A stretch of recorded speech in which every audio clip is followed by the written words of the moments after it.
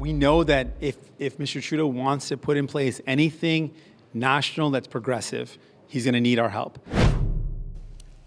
The power brokering has begun. Today, NDP leader Jagmeet Singh presided over his first caucus since the election. And although that caucus is smaller than before, Singh believes it's mightier, he says, under a Liberal minority.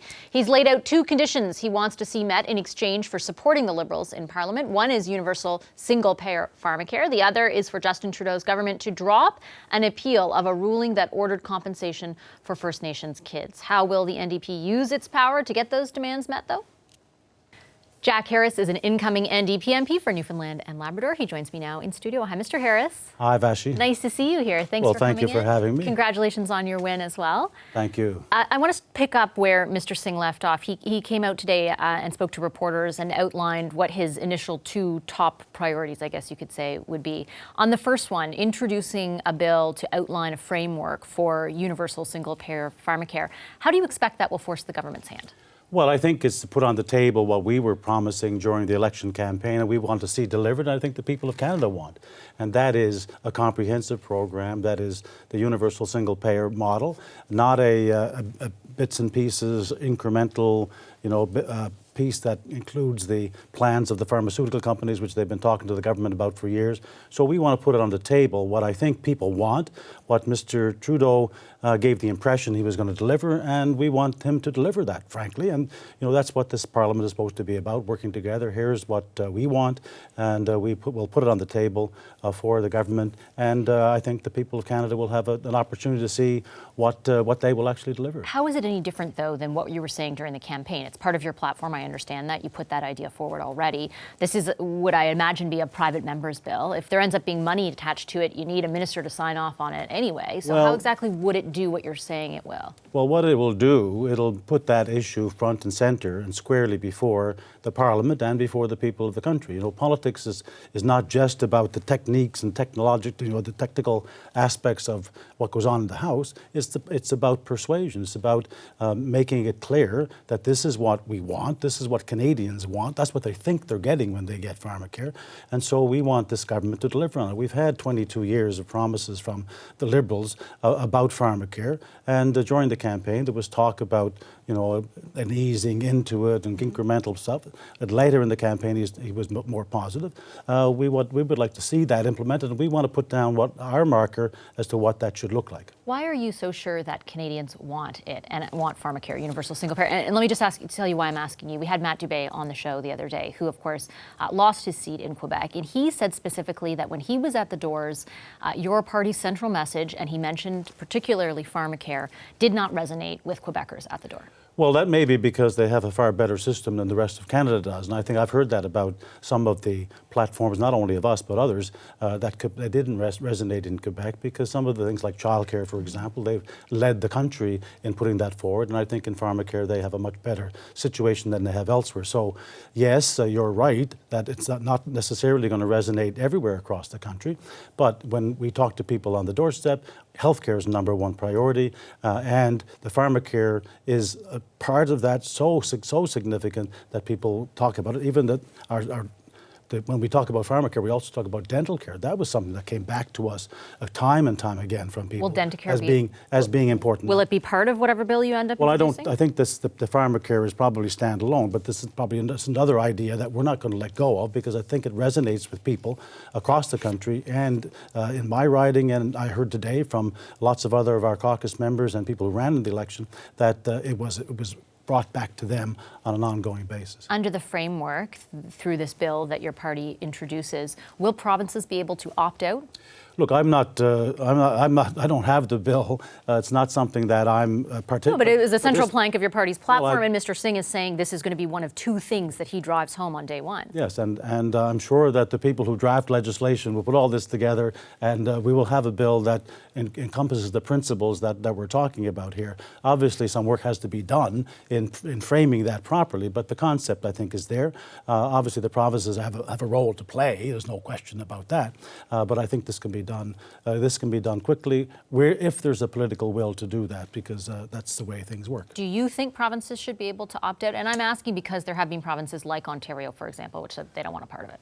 Look, my opinion on this matter is not formed. We haven't even discussed that. These are technical points that will obviously be part. The province is being able to opt in and out. It's not just technical. Well, that's the genesis of universal pharmacare. That may well be, and what the province is opting out or opting in, and who will do what and who will do something else. That's a mechanism. What is the mechanism of delivery? We're talking about the concept here of ensuring that everybody has access. That when they go and get when they get a prescription, they can get it filled the same way they can get their cut looked after, or their problems that they have with their physical health. They can go to a doctor and it's paid for. When they need drugs, they get them and they're paid for. That's what we're trying to ensure, and we want to do it in such a way that, in fact, not only does the people of Canada save money because we're going to have drugs at a lower price, but also the provinces will be relieved of some of the obligations that they have, and they can provide better health care within their own provinces. Let me ask you about a different subject, TMX, the pipeline expansion. I know that your party, and Mr. Singh has been pretty unequivocal about it, is opposed to the purchase of TMX and the expansion of that pipeline. There are a number of people after the outcome of the election in Alberta who have asked out loud whether or not the NDP will predicate its support of the government on a confidence vote on the end or the killing of TMX. Will that happen? Well, first of all, we're here to make this Parliament work. We're not here to push an election. We're not here to go back to the people. We want to do what Canadians have asked us to do by their votes to ensure that we have people working together. They didn't want to give either of the two first parties an opportunity to have 38% of the vote and 100% of the power and do what they want. They made us work together. So we have an obligation to do that. We're not about to look for red lines in the sand to kill a government and cause an election. We obviously, Mr. Singh has been very clear that he has been opposed to this, and we'll fight against it.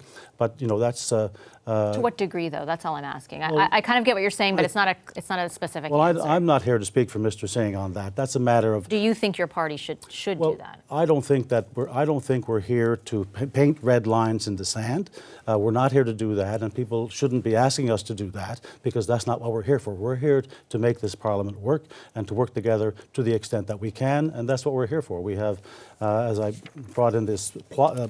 Got to get the prop in, yeah. To get the prop in. But we ran on a big program here. There's lots of things that Canadians want, and I think people want to voted for them. More people voted for them than we have actually seats, percentage-wise. As you know, we have a big problem in this country. We've got a 19th century electoral system designed for two parties, and we've got a 4 or 5 party system. So it doesn't work for people, but we do have a program that we're going to be pushing in this Parliament. We're going to be expanding on it. We're going to be talking about our priorities. And as I said earlier, politics is more than just about numbers and who can vote what way and what particular time. It really is about the art of persuasion as well, and we will be making use of our opportunities in Parliament and as members of Parliament to put forth these ideas, and I think they're going to have an audience. You mentioned the efficiency of the vote. The share of the popular vote that you got in this election versus 2019 dropped as well, 19.7% in 2015, 15.9% in 2019. What kind of review into your party's performance in this campaign is your party conducting? Well, that's something that after every election there's a debriefing, and there will be a convention to deal with that as well. But surely, even with the percentage of the vote that we had, under proportional representation, we'd have something like 54 or 55 seats, not the 24 that we have. I think that's a very substantial. But what about the share that you lost? Why did that happen, do you think? Well, it happens for various reasons. We talked about the system that we have too, because in the end of this election, we saw very clearly two parties fighting for 2 weeks about over 32% of the vote. And they both were basically saying, you better vote for me because otherwise you'll get the other guy. And to some extent that works. Yeah. So some extent, and that's why, as John Manley said, people do it because it works. So that if that suppresses the vote for the NDP, well, then that's something that, well, maybe it's our fault.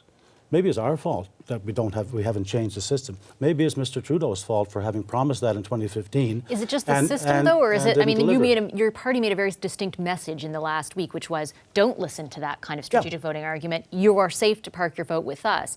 Even though there was an enthusiasm shown for your party, it didn't translate into that coming true. Is that just because of the system, or does the party need? And does Mr. Singh perhaps have to take some ownership of that? Well, I think we have to get to the point where people can have the courage to vote for what they want, to get what they want, instead of being captured by fear And that's what we've seen in this election. And we saw both of those leaders trying that out. And to some extent that works, but we've got to get beyond it. I think people in this country, this vote, the actual result of the election is that people now are coming to the conclusion that we shouldn't have a situation where you get 38% or 38.5% of the vote and 100% of the power, and the voice and the votes of people who want something else aren't heard. I think that this Parliament is ripe for that debate. I think this country is riper for that debate than it ever was before. All right, I'll leave it there. Thank you, Mr. Harris. Pleasure to have you here. Thank you. Yeah, I mean, that's life. Sometimes it doesn't work out, but I mean, we fought hard and we're going to continue to fight hard. But more importantly, listen, I'm not satisfied with the results. If you're asking me about that, I'm not. I want more New Democrats elected. New Democrats, Canadians need New Democrats. We make life better for Canadians. We fight for them. And so, yeah, I'm proud of the campaign. I'm proud of the work that I put in. I'm proud of the work that my entire team put in, that our central campaign put in. I'm proud of their work, but I'm not satisfied. I'm not going to be satisfied until we form a new Democratic government. NDP MPs, the new and the former, are gathering in Ottawa for caucus today. That party will also be looking at what didn't go so right in the election campaign. We're back with the Power Panel: Marchello Monroe, Amanda Alvaro, Ginny Roth, Danielle Thibeault, and Chris Hall. Marchello, why don't I start with you? What did you think of what Mr. Singh had to say today about reflecting on the results and the outcome of this election for his party? Well, I think it took him quite a few questions to get to the point of him admitting that he was not satisfied. So, you know, to me, the tone was a lot better than election night. I think I, like others, was a little taken aback on election night because I felt like the people in the room of the NDP party, that's really the way to say NDP party, by the way, we're acting as if they had won when really it was a near-death experience that they had escaped. And so I think the tone was much better today. However, and also I think he certainly highlighted some of the issues which I think legitimately probably save those seats, and I think legitimately are going to be debate points between the NDP and the Liberals. So I think all of those he gets good marks for all of that. But, you know, I do have personal frustration. It's a long-term frustration I have with my people. I think it's perhaps part of the NDP culture where we've never won federally. And so there is always a hesitation, and there isn't as frank a conversation as we're seeing in our conservative tent in terms of, you know, what did we learn from the election? Where did we fail? I think everyone's so relieved that Mr. Singh had a good performance and that we saved the furniture. But we really don't, you know, there is some backroom conversations going on. I'm certainly on text messages with some people about some of this, but we're not having any sort of public-facing conversation. I think that's a problem for us. I think if you want to be a party that's seen as serious about winning and forming a government, then you need to be prepared, as we're seeing the Conservatives do, and the Liberals did, I think, in 2011 quite well, to be very honest with voters that you did fail and be prepared to have a more public conversation about why that is and how you're going to do better next time. Do you think, though, that's what the Conservatives are doing, Ginny? I mean, we had Mark Straw on last night, who actually was speaking like that, was saying, yeah, we need to look inside. Mr. Scheer hasn't really said a lot of that, though. He has really doubled down on the idea and the fact that they grew their vote, that they picked up seats. Do you get that sense that they are sort of taking a hard look at themselves right now? Well, I think the reason that Andrew Scheer is speaking differently from Jagmeet Singh is because he does have very different results. And, you know, when they sort of sit in the House of Commons, who knows when that will be, maybe January, I think that will be evident. But I also don't accept that he's not being pretty open about what needs to be done. He and a few of caucus members who are close to him and sort of are in some way speaking on his behalf, Mark Straw yesterday, have come out and said, like, everything's on the table, everything needs to be discussed, everything needs to be looked at. There were very clearly mistakes. I mean, anytime you don't win an election, and by the way, winning means winning government, clearly, things went wrong, right? I mean, the things that you would do differently next time. And I think Andrew Scheer and his team realize that voters, specifically Conservative members who will vote in a leadership review, need to hear that, and need to hear that he understands that. I believe he understands that. I've heard that from him. I think he needs to spend the next number of days saying that again, and actually not just saying it, but digging into what are those problems and how can we work on them. So I'm hopeful he'll continue to do that. And I think he's building from a result which is very different from Jagmeet Singh. He's got, you know, he picked up a number of new seats. seats. He's got a really strong caucus, and he needs to build from there. But just because I know that you really want me to ask you about it, I do want you also to weigh in on what Peter MacKay said, which Hannah reported off the top of the show at the Wilson Centre. To use a good Canadian analogy, it was like having a breakaway on an open net and missing the net. Yeah, I have to give him credit for a very clippable quote. The man knows how to get quoted in the media. That he is expressing a view which I do not share, and which I think a lot of Conservatives don't share. I don't think that was the case. I think Justin Trudeau has been a really, really popular celebrity prime minister, and he was since he became leader. He was since he was, people started watching him when he was in his early 20s, right? I mean, the guy is a really compelling leader, and he's really, really hard to contend with, particularly in an election environment. The Conservatives made gains in a really tough environment against a really popular leader, and I'm really confident they can build on it. Peter MacKay disagrees with me. There may be some other Conservatives who disagree with me, but I don't think he's out there making a compelling case for why we need to throw out the leader and start over. You know, a couple of things that I've been struck by in the aftermath of the election campaign is that every party has a regional challenge. For the NDP, it's primarily now in Quebec, which was the source of the breakthrough for Jack Layton in 2011, although you could make an argument potentially for Atlantic Canada too. I saw you had Jack Harris on. For the Liberals, it's obviously the West, the prairies, and for the Conservatives, it's 905. So everybody has to start rethinking, what is it about our message that doesn't resonate? We know from people who were criticizing Andrew Scheer, it's about how much time was spent talking about same-sex marriage and past comments on abortion. We know for the Liberals, it was because around energy and the environment that there wasn't a lot of belief in the West that they could reach out. But I think it's actually deeper than that. So in the end, watching Jagmeet Singh today, I think the tone was better. He didn't win. He has a solid base upon which to try to rebuild, but they have to begin focusing on those issues that you need in order to be able to provide that progressive alternative to the Liberals. If you were providing advice, Amanda, to the NDP right now, and just take a step away from where you normally love that. where you normally send your advice, what would you be telling them about the kinds of issues that Chris raises?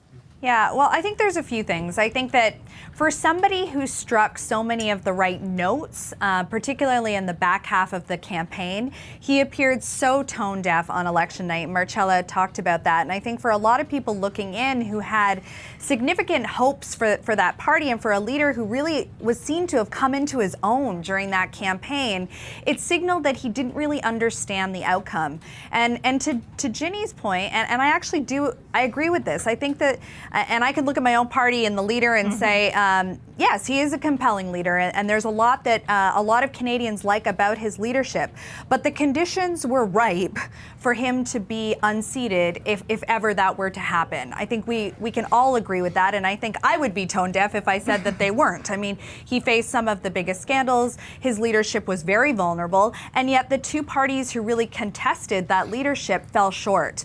And I think where the Progressives had an opportunity potentially to shore up some of that vote, they were unable to do so. Maybe part of that was candidate specific, maybe because it was strategic voting in the end in order to avoid having to face a Conservative government. But whatever it is, I think the most important thing for the NDP is they need to carve out what they are that is not Liberal. Like, how are you standing alone on your own 2 feet on positions and policies that will resonate with really a centrist society and make sure that you're not alienating broad swaths of the population, which I think this party continues to do over and over again. But you touched on one thing that I think a couple of polling firms like Angus Reid, and we'll have Christian Bourque on Leger coming up, Danielle, about that idea of strategic voting and how it did impact in the end quite a number of voters.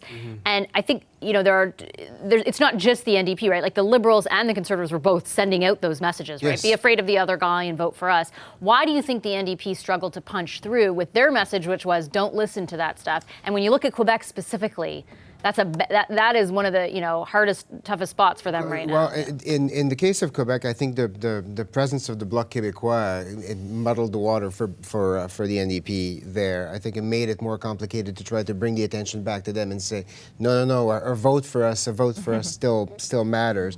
It was a tough campaign in Quebec. I was listening to Mr. Singh this afternoon saying, we have foundation we can build on.